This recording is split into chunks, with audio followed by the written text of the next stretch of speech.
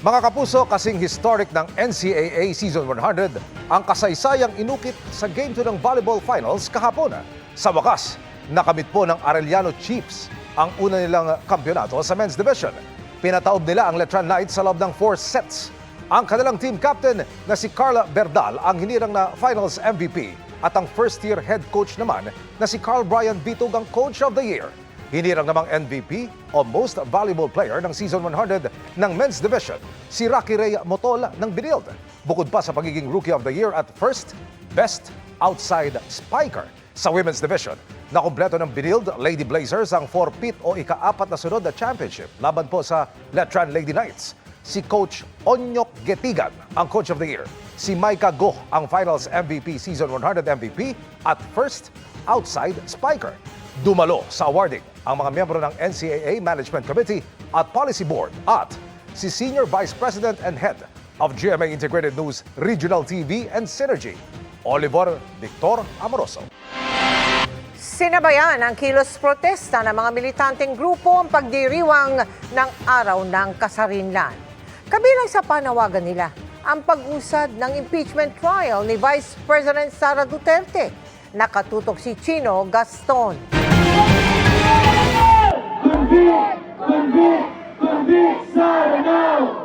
Ang pagpatuloy ng impeachment at pag-convict kay Vice President Sara Duterte ang panawagan ng mga militanteng grupong dumating sa People Power Monument sa EDSA kanina. Pangalawang araw na ito ng kanilang demonstrasyon na sinimulan kahapon sa labas ng Senado. Bakit parang naghahanap sila ng win-win solution for the minority and for the pro-Duterte senators? Diba? It doesn't make sense. Pinagbawalan ng PNP na tumungtong ang mga ralista sa mismong monumento na pinwestuhan ng mga anti-riot police. Sa bangketa at kalsada lang pinayagang idaos ang rally. Ang problema, nagdulot ng paninikip ng daloy ng traffic ang pagkukumpulan ng mga tao, partikular sa EDSA. Sa gitna ng panawagan ng mga ralista, may ilang motoristang nagpahayag din ng kanilang pagsuporta sa Vice Presidente. Kaninang umaga, nagtangka rin ang grupo na makalapit ng US Embassy bilang paggunita naman ng Araw ng Kalayaan. Pero hanggang Calao Avenue na lang nakarating ang mga ralista dahil hinarang na ang magkabilang lane ng mga tauhan ng Manila Police District. Wala mang rally permit, hinayaan pa rin sila tapusin ang kanilang programa. Nandun palagi tayo sa maximum tolerance. Kung mapapansin nyo, na nandito sila pinapahayag nila yung kanilang mga saloobin, ito ba man ay pabor o hindi pabor sa ating gobyerno. Para sa GMA Integrated News, Chino Gaston nakatutok, 24 oras. Magandang gabi mga kapuso. Ako po ang inyong Kuya Kim na magbibigay sa inyo ng trivia sa likod ng mga trending na balita.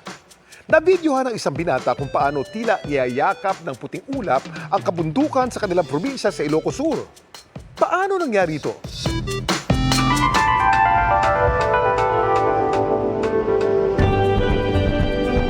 Parang nasa alapaap daw si Kenny nang mabidyohan niya ang tanawing ito. Ang kabundukan kasi sa kanilang bayan sa Santa Ilocos Sur, tila unti-unting niyayakap at nababalot ng puting ulap.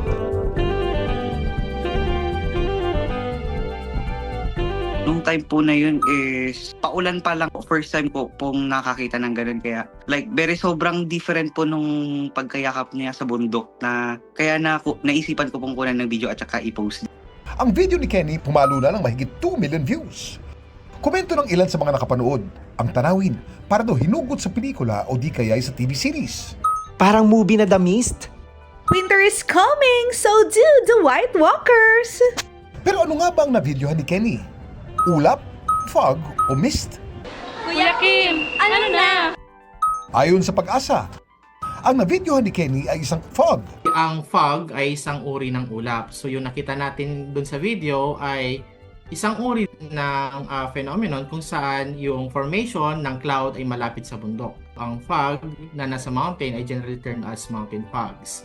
Nangyayari ito kapag meron tayong event kung saan may formation ng mga ulap as well as yung hangin natin ay basa. Pero bakit kaya sa bundok madalas nabubuo o namamataan ng fog?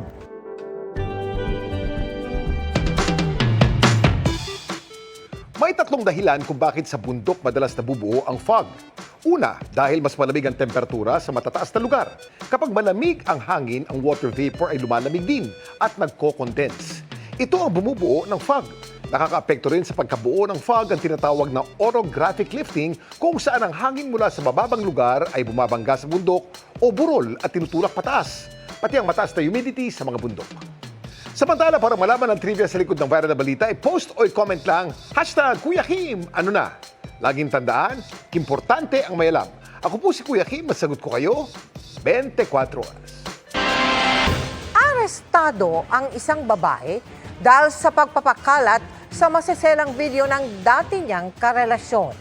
Ang kasama sa video na ginagamit umanong pang-blackmail, legal wife ng kanyang ex. Nakatutok si June Veneracion. Entrapment operation ito ng PNP Anti-Cybercrime Group na may kinalaman sa nagkalabo ang relasyon.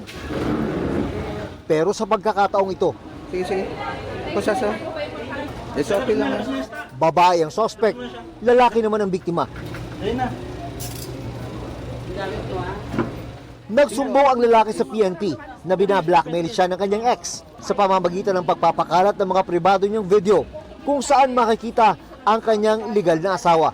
Nagsimula raw ang pambablackmail nang magdesisyon ang biktima na tapusin na ang kanilang relasyon at muwalik sa kanyang pamilya. Ayon sa investigasyon, nakuha po nung suspect itong mga explicit photos and videos sa cellphone mismo ng lalaki at yung mismong account at cellphone ng lalaki ang ginamit niya po sa pagpapakalat. Sa mismong pamilya raw ng biktima ay pinadala ang mga pribadong video at litrato. Pati minor de edad na stepdaughter ng biktima ay napadalhan din. Ginamit yung mga explicit photos and videos nila nung legal na partner niya sa pag-coerce na makipagbalikan sa kanya. Kabilang sa isinampang reklamo laban sa suspect, ang grave coercion at paglabag sa Anti-Photo and Video Voyeurism Act. Sinusubukan pa naming makuha ang kanyang panig.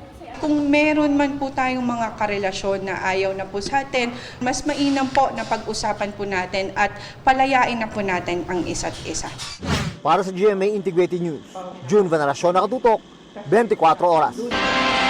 Sa kabila ng iringan ng Senado at Kamara, kamakailan namataan ng Senate President at House Speaker na nag-uusap sa taunang Independence Day Bon d'Honneur o Wine of Honor sa Malacanang.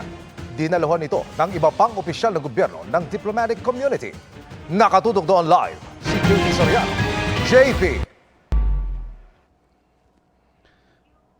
At Emil, 2 araw nga matapos sa ibalik ng Senado ang articles of impeachment kay Vice President Sara Duterte, nakita natin na nag-uusap nga itong si Senate President Chis Escudero at House Speaker Martin Romualdez sa taunang Bon d'Honneur dito sa Malacanang. At sa kanilang pag-uusap, saglit sila nagkwentuhan, Emil, at bago ipinakilala ni Escudero kay Romualdez si Chinese Ambassador to the Philippines Wang Silla na isa rin po sa mga bisita ng Bon d'Honneur. Bago nito, nakita rin po ng GMA Integrated News, nasaglit na nag-uusap sa isang bahagi ng Malacanang si Executive Secretary Lucas Bersamin at Senate President Escudero. Ang Bon d'Honneur ay ang taunang pagtitipon ng mga opisyal ng gobyerno sa pangunguna ng Pangulo ng Pilipinas at mga miyembro ng Diplomatic Corps. Present sa Bon d'Honneur ang mga opisyal mula sa iba't ibang bansa at estado na kaalyado ng Pilipinas. Pinasalamatan sila ng Pangulo sa kanyang talumpati. Humiling din ng suporta ang Pangulo sa miyembro ng Diplomatic Corps sa kampanya ng Pilipinas na magkaroon ng non-permanent seat sa United Nations Security Council. Narito po ang bahagi ng pahayag ng Pangulo at ng Vice Dean ng Diplomatic Corps. As I have previously shared, the Philippines is running for a non-permanent seat in the United Nations Security Council for the term of 2027 to 2028. Our candidature is anchored in our country's legacy in multilateralism, as evidenced by our history of forging cooperation and seeking peace. We earnestly hope to receive the support of your respective governments in that bid. In this spirit, we reaffirm our commitment to friendship and harmonious collaboration. Together, we pursue lasting peace rooted in goodwill, nurtured through sincere dialogue, and strengthened by mutual respect. At tatapos na ang taunang Van Dinor sa pamamagitan ng isang fireworks display dito sa Malacanang Palace, kasabay nga po ng Araw ng Kalayaan, pero hindi pa humalinaw kung nagkaroon pa ng mga sunod at follow-up na meeting ang dalawang leader ng Senado at ng House of Representatives. At yan muna ang latest, balik muna sa iyo, Emil. Maraming salamat, JP Soriano. Samantala, tapos na ang deadline pero may ilang pang kandidato, party list at partido na bigong makapagsumite ng kanilang Statement of Contribution and Expenditures o SOSE. Ayon sa COMELEC, may kaukulang multa ang mga hindi magsusumite ng SOSE na maaari pang mauwi sa permanenteng pagkadiskwalipika sa pagtakbo sa public office. Nakatutok si Sandra Aguinaldo. Sa pagsasara kahapon ng filing ng SOSE o Statement of Contributions and Expenditures ng local at national candidates noong nagdaang eleksyon, bigong makapagsumite sa pagtatapos ng deadline kahapon ang 3 sa 64 na senatorial candidate, 13 party list group at 3 national political parties. Inilabas ng COMELEC ang listahan ng mga nakapagpasa na ng SOSE.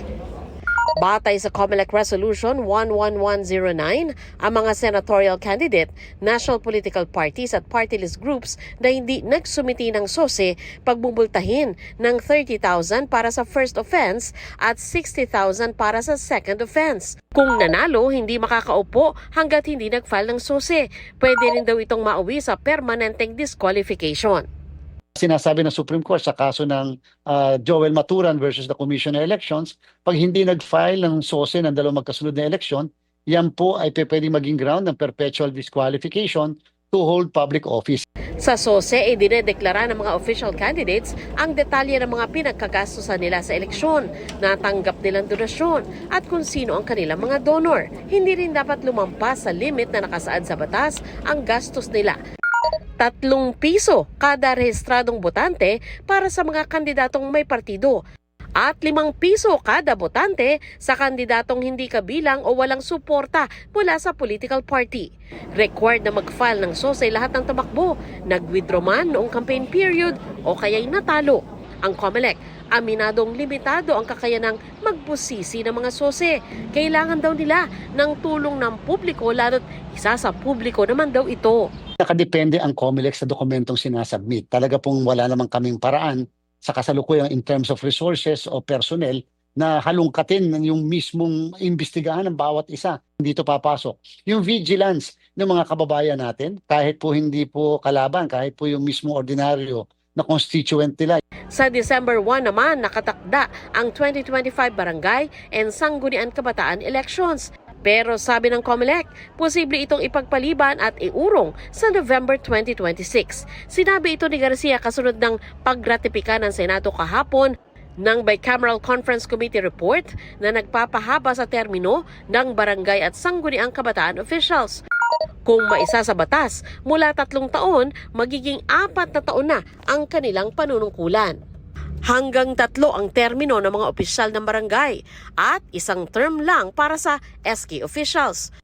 Kung lalagdaan ng Pangulo, luluwag daw ang kalendaryo nila ngayong taon at mas makakatutok sila sa BARM parliamentary election na nakatakda sa October. May mga kagamitan na hindi kami dapat bumili muna o i-procure dahil baka po kasi ito masira, katulad halimbawa ng indelible ink. Pero kung ito'y maririsa talaga sa November, marapat din po siguro na ito ay amin pong i-reset upang mas pahabain natin ang magiging registration. Para sa GMA Integrated News, Sandra Aguinaldo, nakatutok, 24 oras.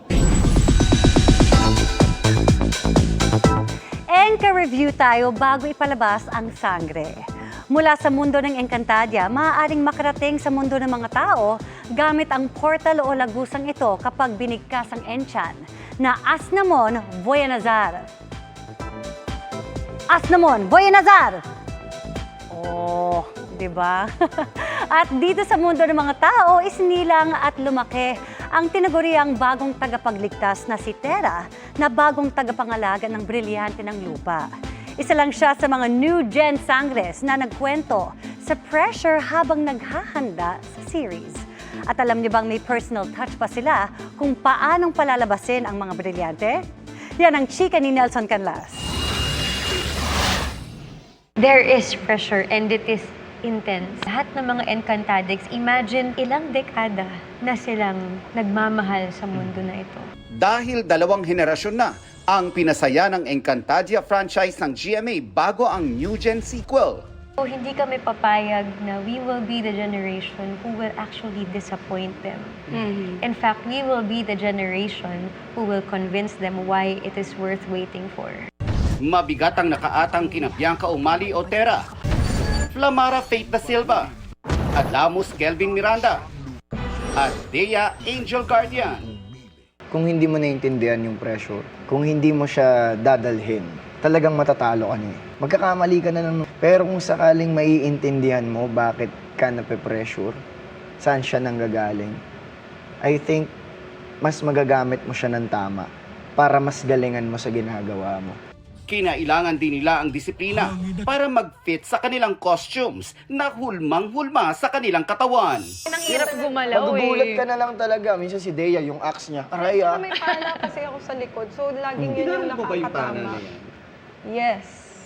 Bumalik ako sa pagtitraining. Yan ang weapon of choice mo eh, sa serye. Bow and arrow, yes po. So inaral mo siya talaga? Yeah, pero nag-archery po ako before, then talaga. Pero matagal akong huminto. So bumalik lang ako for sangre.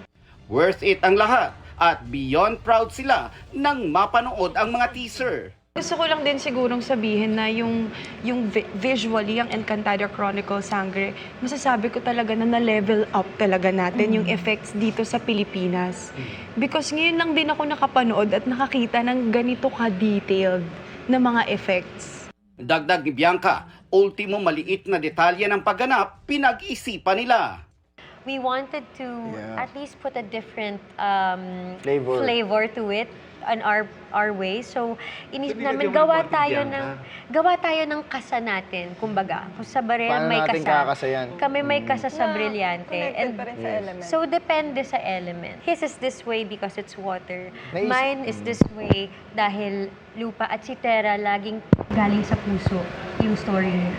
And kay Flamara is fire. Summoning the fireball, Yan. di ba? Tapos yung kay Dea. Yung sa akin kasi Yan. wings. Ikinwento ni OIC for GMA Entertainment Group, Cheryl Ching C. Napaka-massive ng bagong Kapuso Mega Series. Makikita nila ito sa aming powerhouse cast. Makikita nila ito sa aming very impressive na production design. Sa script na sinulat ng aming mga creatives at the way the directors interpreted the script.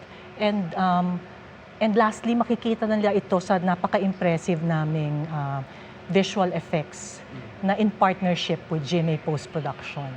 Pagpapatuloy anya ito sa legacy na sinimula ng GMA, 2 dekada na ang nakakaraan. Para naman sa 2 direktor ng serye na sina Rico Gutierrez at Enzo Williams, going global ang kathang Pinoy na ito pagdating sa kalidad. Did you take inspiration from any of yung mga Hollywood films na nagpakita ng mga superheroes? Yeah, pero with Enga, of course, we have to have that Filipino touch. Yeah. Pero of course, we're all inspired by films that came before us. With Enga naman, we just have to make sure na we honor the legacy. We tried using LED as part of the background para hindi lahat palagi naka-chroma key palagi yung background. And then I think medyo successful kami doon. Parang nahanap namin yung tamang frame rate with that. So, isa yun sa mga medyo nagawa namin ng, I think, very proud yung group. Tapos in terms of, I think GMA really stepped up din yung post. Nelson Canlas, updated sa Showbiz Happenings.